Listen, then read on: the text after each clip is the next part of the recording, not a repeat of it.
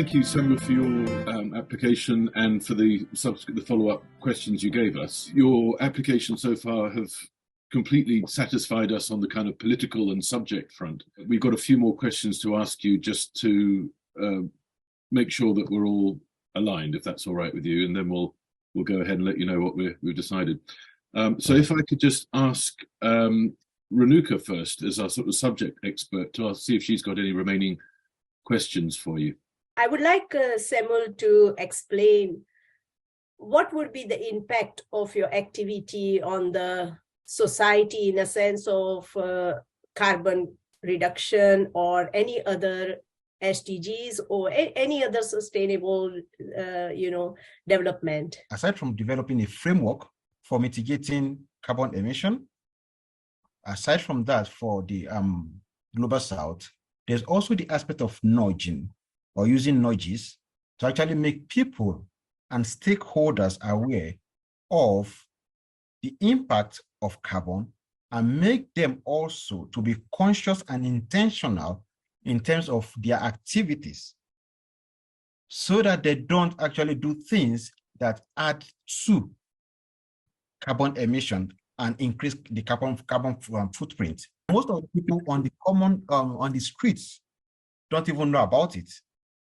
So how do we even cascade this to say, okay, from our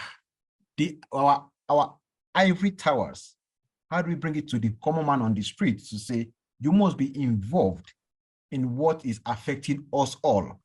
So that is one of the outcomes that we are looking at as a team to say, how do we nudge them? Thank you very much. Now, Tom, have you got any technical questions for Samuel? Yes, I have. Some of these will be quite dry, but obviously I need to just check on them. What application are you going to use for your data analysis and modeling?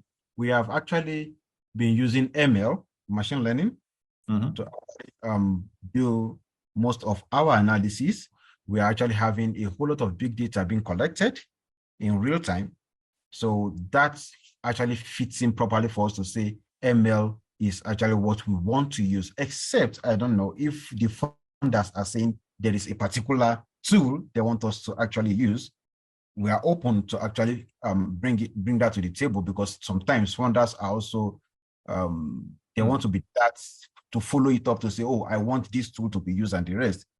If there are specific tools that they want us to use, okay, it's fine. We can actually bring it in as much as we're able to actually achieve our objective. We're also looking at using SCM for our modeling also.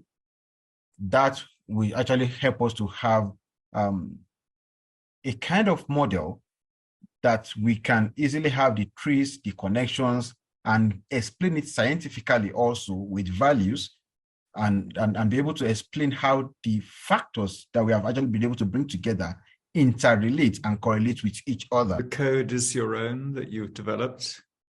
It's not from somebody else? No, not at all. Yeah, good. What operating system have you designed to exploit?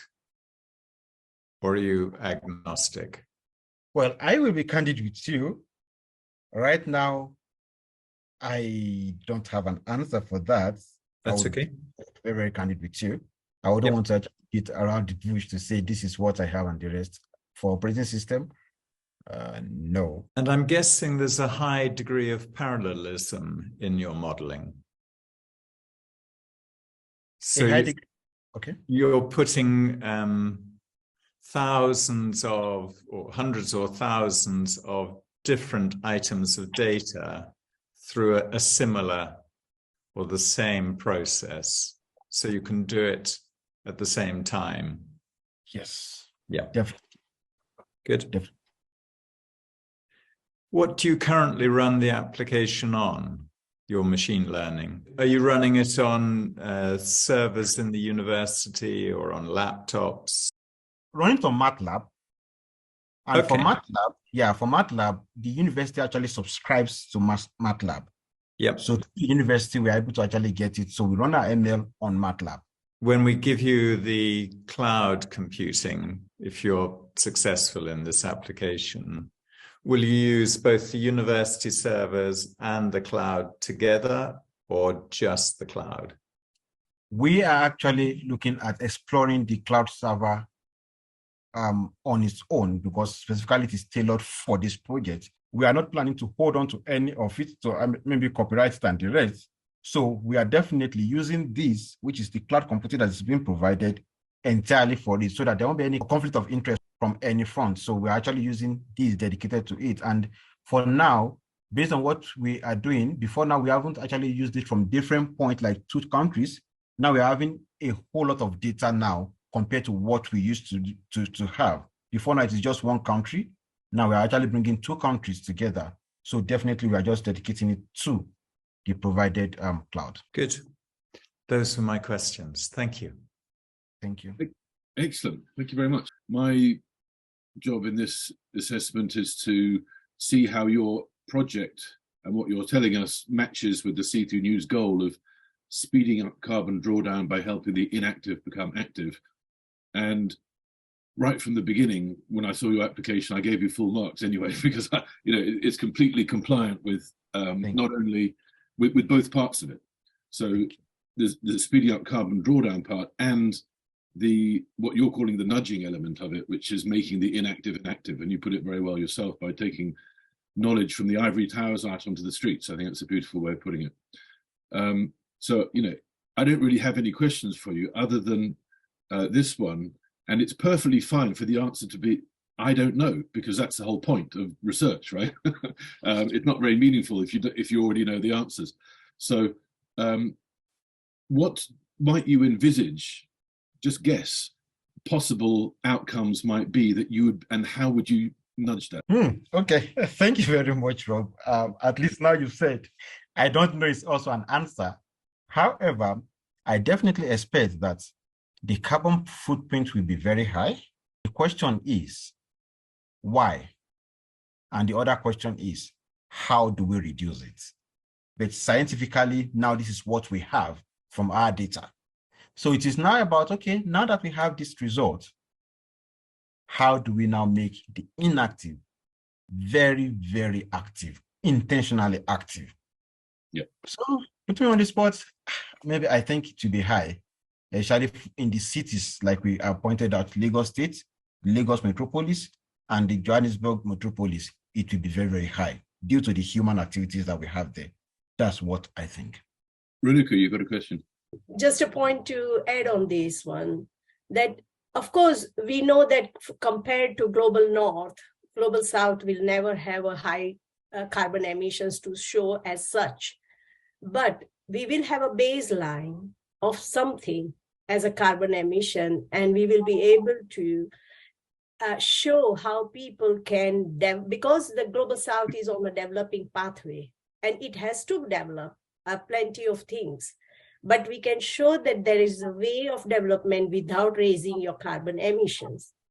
As also, if this is possible, we can decrease the carbon emissions wherever there are high intensity and allow people to understand new techniques, new work roads, and all the new trajectories emerging out of it. It's a very good point. Even without the nudging bit, simply benchmarking it, if the methodology is sound, that's valuable in itself, because at least without benchmarking it, how do you know if you're making any difference, or how can you measure any improvement? So that in itself, you've got to start with an accurate measurement, and that on its own is a valuable thing. I agree. One final question for you, which is, it's not really a technical question at all, but I'm just curious about your own, because I'm a journalist by training. I'm always interested in people as well. And what's your own story about how you came to be studying this particular area in relation to sustainability and carbon emissions? You started out in the construction industry, right? Yes. Thank you very much, Robert. Yes, I started up, and I'm still in the construction industry, doing construction research and the rest. But the thing is, basically, we are looking at how to improve the construction industry and human lives generally. The Square project was done, I think, 2 years ago in Lagos, Nigeria.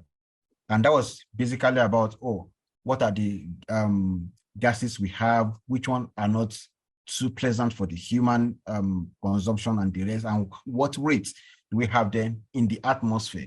Now, moving to South Africa, presently we are doing a whole lot of studies on IEQ, indoor air quality. We are doing a whole lot on the reduction of net zero emissions. We are doing a whole lot looking at it from the area or the perspective of retrofitting to see how do we actually reduce carbon emission and emission of gases in the atmosphere through the conscious selection of building parts. And that's how I got to actually come into this space to talk about, okay, beyond we talking about building, construction, and the rest, how do our activities in the construction industry affect carbon emission, carbon footprints, greenhouse gas emissions, and the rest? Thank you very much. Thank you very much. That's very interesting. And you know, obviously, construction and buildings is a huge part of historic carbon emissions. So that's a really good starting point. So Tom and Renuka, have you heard anything that suggests we shouldn't give Samuel part of the prize? I would certainly go for it, he deserves. And I would, as a researcher, I would always say, and also looking at this project, we are not looking for ultimate answer here. We are looking to understand what we can be doing, how we can improve, and how it can be improved by how we can bring something on table for, as already mentioned by Samuel, to the common people who can be actively engaged with this. Absolutely. I always said, as a journalist, if you already know the answer, it's not a very good question. Tom, how about you? I'm fine to go ahead. Okay, it's unanimous then. We're very happy to award you part of you're the first successful applicant for the See-Through Carbon competition, Samuel. Congratulations. Congratulations. Thank you very much. Thank you very much.